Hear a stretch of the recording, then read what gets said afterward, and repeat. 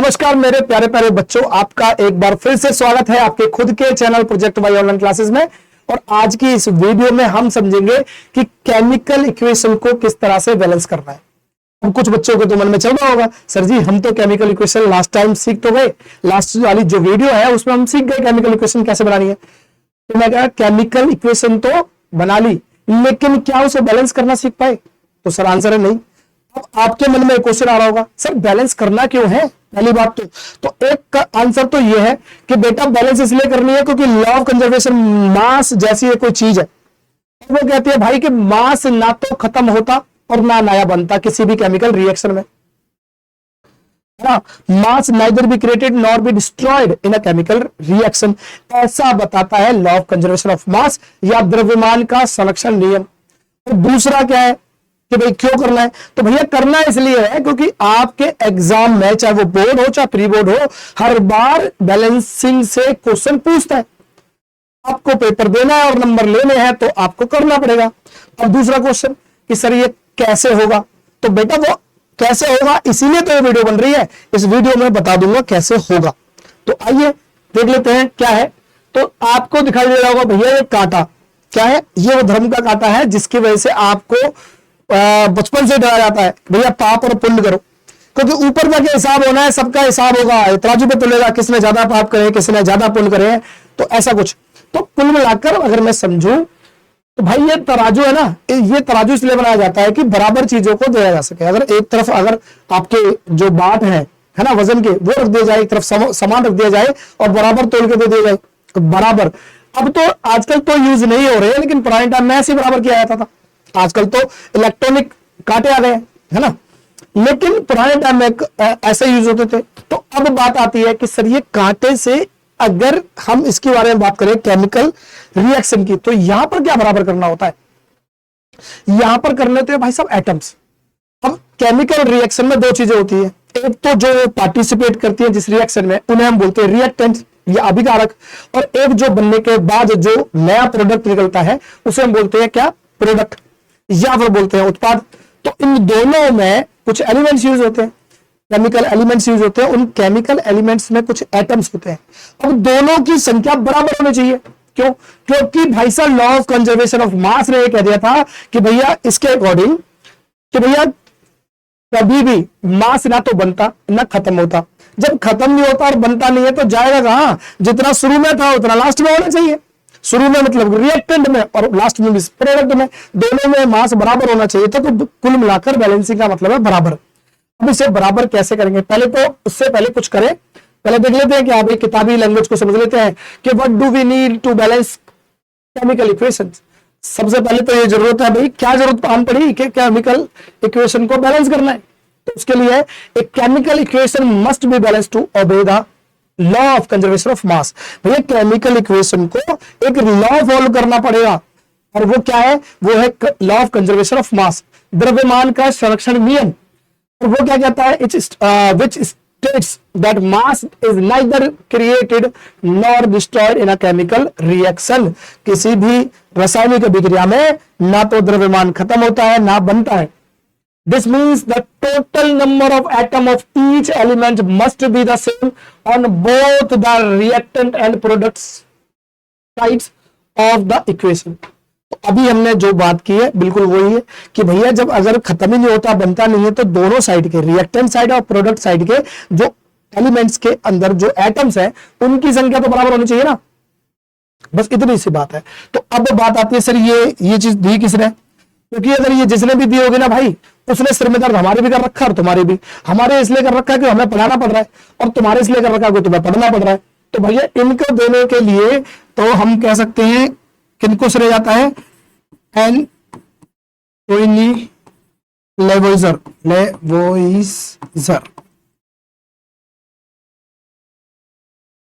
एंटोनी लेवोइजर। और वो कब गया था? 1789 में इन्होंने ये statement they the law of conservation of मास की।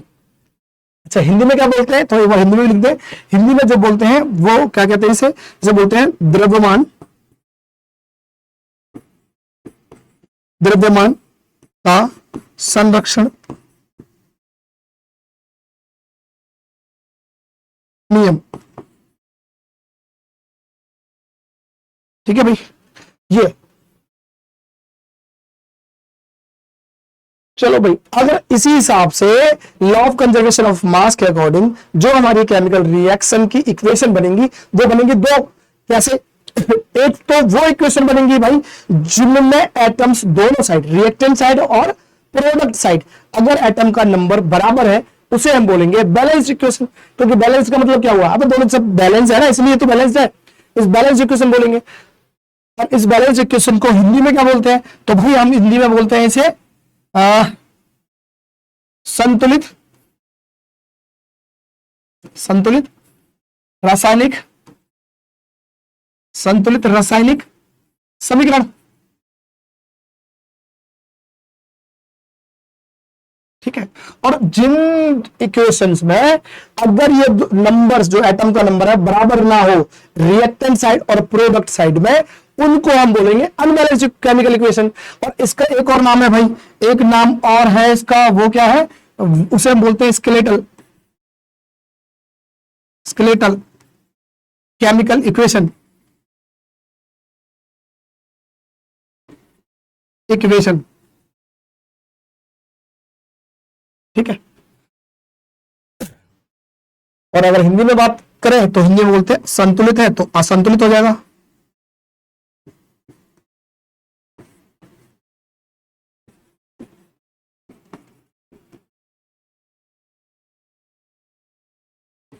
समीकरण।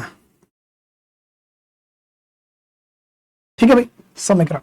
तो ये तो एक तो बैलेंस और एक अनबैलेंस, बात क्लियर हो गई होगी। अब बात आती है भाई इन्हें बैलेंस करना कैसे है, कैसे होंगी? तो कैसे होंगी तो उसे समझ लेते हैं। एक ले लेते हैं एग्जांपल। मैंने लिया भाई मैग्नीशियम के साथ जब ऑक्सीजन का रिएक्शन करवाया तो हमारे पास बनकर प्रोडक्ट आया मैग्नीशियम ऑक्साइड। ठीक है भाई, यार इतनी बात हम ये जानते हैं कि भाई हम इस वाले पार्ट को क्या बोलते हैं? इस वाले को बोलेंगे रिएक्टेंट। क्या बोलेंगे? रिएक्टेंट्स। ये बात तो समझ में आ चुकी है। और इस एरो के इधर वाले पार्ट को बोलेंगे प्रोडक्ट। क्या बोलेंगे भाई? प्रोडक्ट। अब सिंगल है तो प्रोडक्ट लिख देंगे, अगर एक से ज्यादा है तो प्रोडक्ट्स। इसका मतलब रिएक्टेंट भी एक से ज्यादा हो सकते हैं, एक या एक से ज्यादा हो सकते हैं, और प्रोडक्ट भी अकेला हो सकता है और उससे ज्यादा भी हो सकते हैं। अच्छा, अब देखते हैं भाई इसमें कौन कौन से, इस रिएक्शन में कौन कौन से एलिमेंट यूज हुए। तो मैं इधर लिख लेता हूं भाई, यहां पर मैंने दिया, मान लेते हैं मैग्नीशियम। क्या है? मैग्नीशियम। और क्या हुआ है? ऑक्सीजन। ये दो चीज यूज हुई है। अब मेरा काम क्या है कि रिएक्टेंट साइड में ये मैग्नीशियम कितने हैं, मैग्नीशियम कितने हैं, तो इन्हें गिनने के लिए चलो भाई यहां देखते हैं मैग्नीशियम कितने हैं। एक रिएक्टेंट भाई इस एरो से इधर वाला है ना, तो इस रिएक्टेंट के नीचे लिखेंगे इसका मैग्नीशियम कितने हैं भाई? एक है सर। ठीक है, और अगर मैग्नीशियम देखो प्रोडक्ट साइड में एरो के इधर वाले पार्ट में तो कितना है भाई? यहां पर भी एक है। इसका मतलब मैग्नीशियम तो दोनों जगह एक एक ही है। अब बात करते हैं ऑक्सीजन की। तो ऑक्सीजन कितना है भाई? यहां ऑक्सीजन है कितना? दो। भाई ये निशान लगा दो का, दो बन रहा है। ठीक है, और यहां पर ऑक्सीजन कितना है सर? यहां तो एक ही है। तो अब देखें तो यहां रिएक्टेंट साइड में मैग्नीशियम एक था, प्रोडक्ट साइड में भी मैग्नीशियम एक ही है। लेकिन जब ऑक्सीजन की बात आती है तो रिएक्टेंट साइड में दो ऑक्सीजन है लेकिन प्रोडक्ट में एक है। इसका मतलब कहीं ना कहीं इक्वेशन अनबैलेंस्ड है। और जब अनबैलेंस्ड इक्वेशन होगी तो उसे हमने क्या करना होगा? बैलेंस में कन्वर्ट करना होगा। बैलेंस कैसे करेंगे भाई? तो आपको बनाना होगा, देखो भाई यहां दो है यहां एक है, तो इसका मतलब आप इसे दो से गुना कर दो। दो से गुना करने का मतलब क्या हुआ? दो से गुना होते ही ये भी दो हो जाएगा। लेकिन ये किधर कर रहे हैं हम? प्रोडक्ट साइड में। किस में कर रहे हैं? ऑक्सीजन में। तो प्रोडक्ट साइड तो ये रहा और ऑक्सीजन भी ये रहा, इसमें दो कहां से करना है गुना? तो एक बात समझा दूं कि भाई इसमें आप जो भी करना, लेकिन इस ब्रैकेट के अंदर, मैं ब्रैकेट में डाल देता हूं थोड़ी देर के लिए। ब्रैकेट में डालने से क्या होगा? आपको यह समझ में आ जाएगा कि इस ब्रैकेट में कोई भी चीज लिखी हुई है ना, उसके साथ छेड़खानी नहीं करनी है। क्या मतलब समझ में आया? दोबारा से बताता हूं। इस ब्रैकेट में डालने का मतलब यह हुआ कि ब्रैकेट में लिखा हुआ किसी भी अक्षर से कोई भी छेड़खानी नहीं करनी है।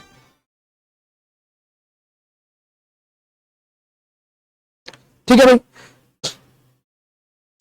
ब्रैकेट में लिखे किसी भी, अब वर्ड से छेड़खानी नहीं करनी। तो करना क्या है सर, क्योंकि अगर 2 से गुना करेंगे, ब्रैकेट के अंदर तो नहीं करेंगे, तो हमें क्या करना पड़ेगा, बाहर करना पड़ेगा। अगर हमने बाहर कर दिया, अगर हमने बाहर कर दिया तो बाहर से होगा क्या, बाहर से तो गलती से Mg भी गुना हो जाएगा, मैग्नीशियम भी 2 से गुना हो जाएगा ना भाई, मैग्नीशियम भी 2 से गुना और ऑक्सीजन भी 2 से गुना। हमने इस ऑक्सीजन को दुगना बनाने के लिए रिएक्टेंट साइड में 2 थे, इसलिए करने के लिए 2 से गुना करा। अब मैग्नीशियम भी 2 से गुना हो गया, एक्चुअली में मैग्नीशियम भी 2 से गुना हो गया। जब मैग्नीशियम इधर 2 से गुना हो गया तो यहां पर क्या है, यहां मैग्नीशियम कितना है, 1 है, तो हमें इधर भी 2 से गुना करना पड़ेगा। इसका मतलब रिएक्टेंट साइड में मैग्नीशियम को 2 से गुना करना पड़ेगा। ये लो भाई, बात समझ में आ गई। अच्छा, अब किसी को लग रहा होगा बच्चों को सर ये लिखना जरूरी होगा, बिल्कुल नहीं है भाई, समझाने के तौर पे समझा रहा हूं, लेकिन आपको जरूरत नहीं है तो बॉक्स बनाने की ना ये कुछ लिखने की। देखो बॉक्स बनाने का मतलब सिंपल सा ये समझ में आया कि यहां पर आप छेड़खानी ना करो। अब यहां पर का मतलब क्या है, मैं इसे मिटाता हूं और फिर समझाता हूं क्या करना चाह रहा हूं मैं। देखो भाई, ये मैंने मिटा दिए, आपको लिखने की जरूरत नहीं है क्योंकि आप समझ चुके हो कि रिएक्टेंट क्या होता है और प्रोडक्ट क्या होता है।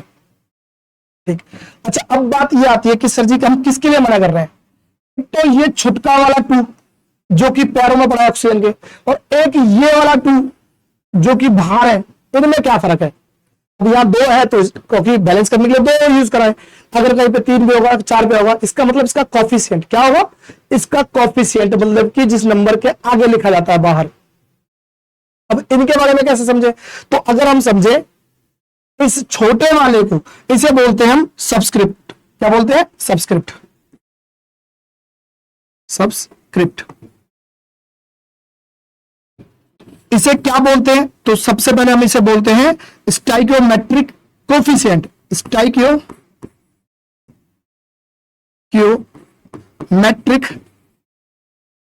Coefficient, coefficient.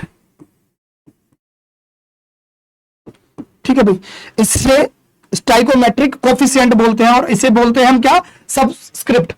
तो इसे मैं थोड़ा सा सजा देता हूं भाई।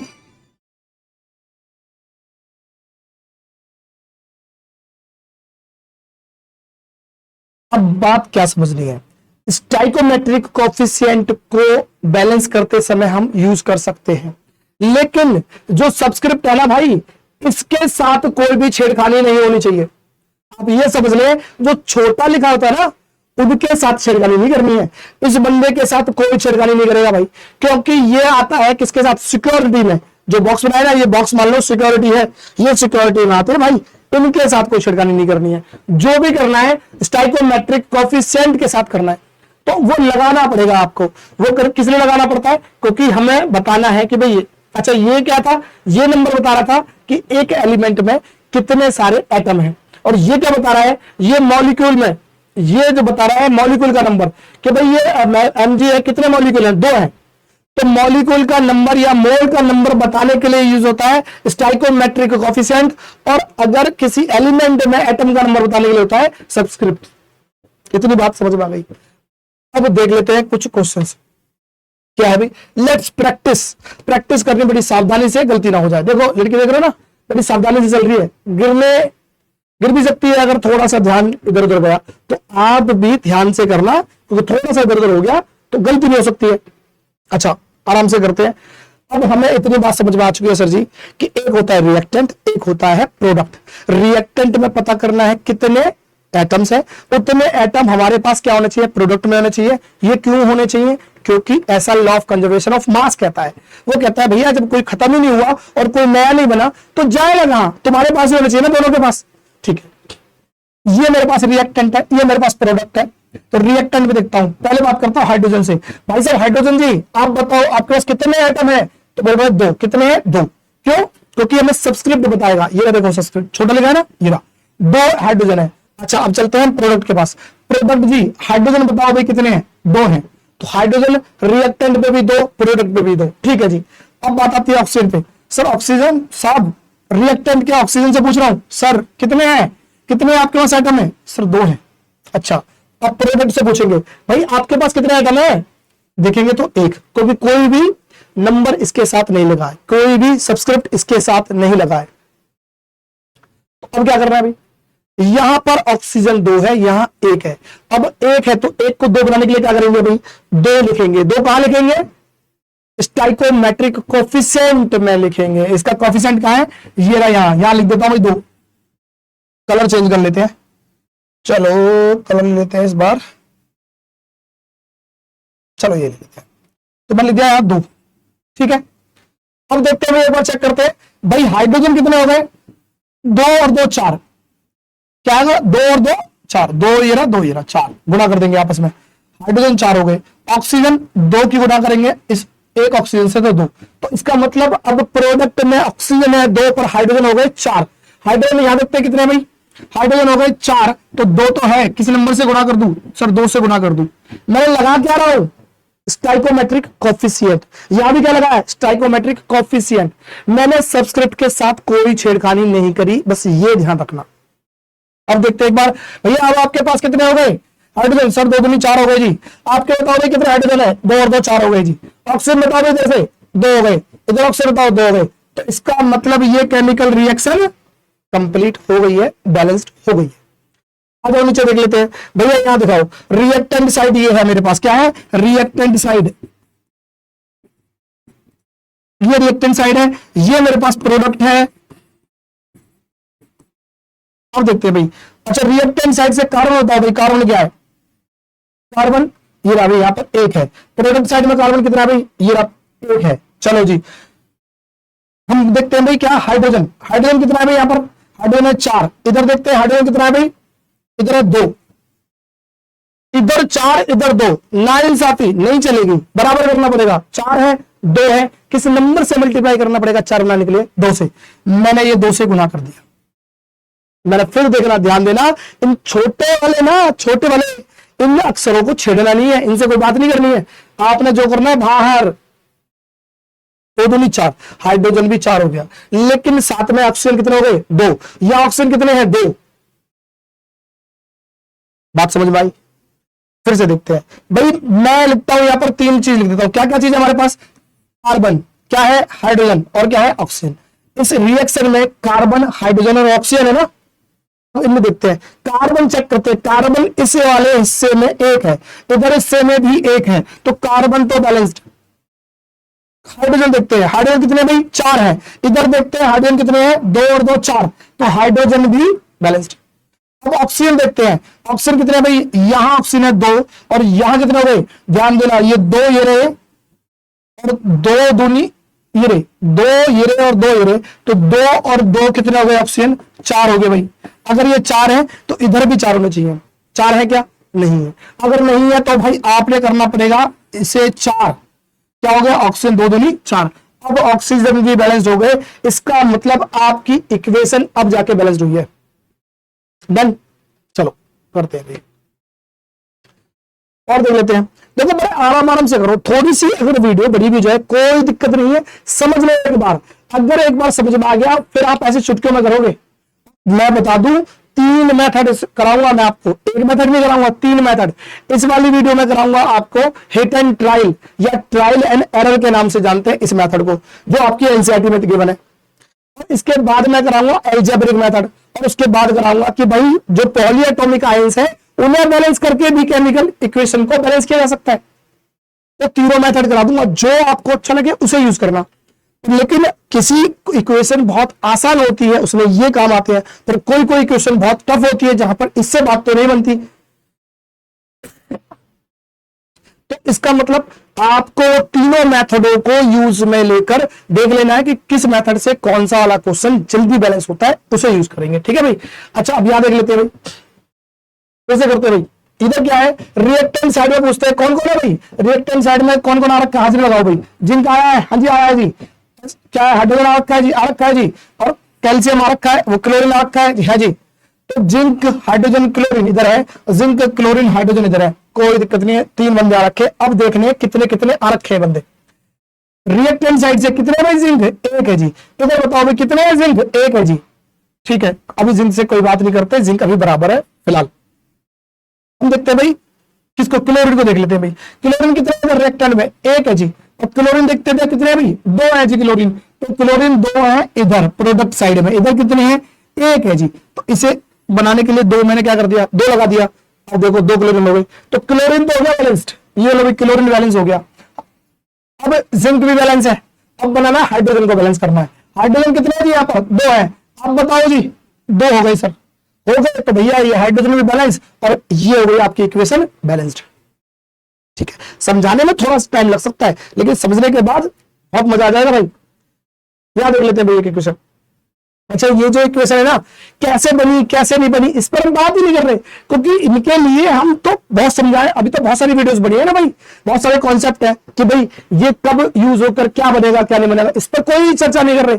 आज की वीडियो में सिर्फ और सिर्फ समझना है कि भाई कैसे इन इक्वेशन को बैलेंस करना है, इससे ज्यादा कोई बात नहीं करेंगे। ठीक है भाई, अगली इक्वेशन देखते हैं। यहां मैग्नीज ऑक्साइड HCl के साथ रिएक्ट कर रहा है और मैग्नीज क्लोराइड, और ये क्लोरीन और पानी बना रहा है, वाटर बना रहा है। तो अब बना रहे इक्वेशन, तो अब एक बार देखते हैं, इसे बैलेंस करके देखते हैं। पहले तो अटेंडेंस लगा दो भाई, कौन बना रखा है? मैग्नीज है सर जी, ये लो भाई मैग्नीज। और कौन है जी? ऑक्सीजन है जी। और कौन है भाई? हाइड्रोजन है जी। और कौन है जी? क्लोरीन है जी। यही है भाई, manganese oxygen hydrogen chlorine, manganese chlorine chlorine hydrogen और ऑक्सीजन, यही बन है। ठीक है, अब बात करते हैं रिएक्टेंट साइड में। भैया कितने मैग्नीज हो आप? भैया जी 1 है। इधर बताओ प्रोडक्ट में 1 है जी, कोई दिक्कत नहीं। एक बंदा था, यहाँ भी एक बंदा है, कोई दिक्कत नहीं। फिर हम बात करते हैं भाई किसके, क्लोरीन लिख लेते हैं भाई। क्लोरीन कितने हो भाई यहाँ पर? 1 है जी। यहाँ कितने क्लोरीन है भाई? 2 तो ये रहे और 2 ये रहे भाई, 2 क्लोरीन ये रहे, 2 क्लोरीन ये रहे, कितना हो गए? 4। इधर 4 है, इधर 1 है, ऐसे कैसे हो सकता है? बराबर करो। तो 1 को 4 बनाने के लिए क्या करूं? 4 से गुना, मैंने 4 लिख दिया। अब यहाँ पर 4 हो गए। अब देखते हैं हाइड्रोजन के बारे में बात आती है। हाइड्रोजन कितने हो भाई यहाँ पर? हाइड्रोजन सर 4 है। इधर जाके देखो हाइड्रोजन कितने हैं भाई? 2 है। इधर 4 इधर 2 भाई, ये तो नाइंसाफी है भाई। अब कैसे होगा? तो सबका बदला लेगा ना तेरा फैजल। कैसे? यहां पर 4 है, यहां पर 2 है, तो 2 से गुना कर दो, तो क्या होगा? हाइड्रोजन भी हो गया 4, हाइड्रोजन 4 हो गए। क्लोरीन कितने हो गए? 4, 2 2 4 हो गए। अब बचा क्या? ऑक्सीजन। देखो भाई, मैग्नीज बराबर डन, ऑक्सीजन को देखते हैं, हाइड्रोजन भी बराबर और क्लोरीन भी बराबर, बचा ऑक्सीजन। ऑक्सीजन कितना भाई? ये 2 हो गया, और यहां कितने ऑक्सीजन है भाई? ये 2, तो ऑक्सीजन भी बराबर, और इक्वेशन हो गई आपकी बैलेंस्ड। ठीक है, अब ये है आपका यूट्यूब वर्क। यूट्यूब वर्क का मतलब, अरे भाई स्कूल में काम करते हो तो उसे बोलते हो, क्या बोलते हैं? क्लास में जो काम करते हो तो क्या बोलते हैं? Class work. घर पे काम दिया जाता है तो उसे बोलते हैं होमवर्क। तो हम तो यूट्यूब पे देख रहे हैं ना वीडियो, अगर यूट्यूब पे वीडियो देख रहे हो तो क्या जाएगा? YouTube work. तो ये तुम्हारा काम है इसे करने का, करके देखना और आंसर कमेंट में डालना। इंतजार करूंगा आपके आंसर का। ठीक है, तो उम्मीद करता हूं आपकी आज की वीडियो आपको समझ में आई होगी, और समझ में आई होगी तो उसे बेनिफिट भी मिलेगा। ठीक है, तो अगली वीडियो में हम कराएंगे एल्जेब्रिक और पॉलीएटॉमिक आयंस को बराबर करके बैलेंसिंग का तरीका। ठीक है, मिलते हैं नेक्स्ट वीडियो में।